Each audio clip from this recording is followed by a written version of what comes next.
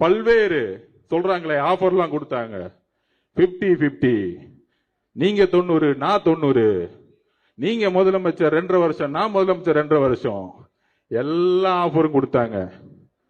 அப்ப அண்ணன் சொன்ன ஒரே வார்த்தை எங்க கிட்ட, எனக்கு ஆஃபர் தேவையில்லை, தமிழக மக்களுடைய உண்மையான நம்பிக்கையை, என்றைக்கும் தமிழக மக்களுடைய நம்பிக்கையை நான் உருவாக்கக்கூடிய அரசு, மத சார்பற்ற சமூக நீதிக்கான அரசை உருவாக்கக்கூடிய ஒரு வலிமையை தமிழக வெற்றி கழகம் உருவாக்கும் சொன்னது எங்களுடைய தலைவர் விஜய் அவர்கள்.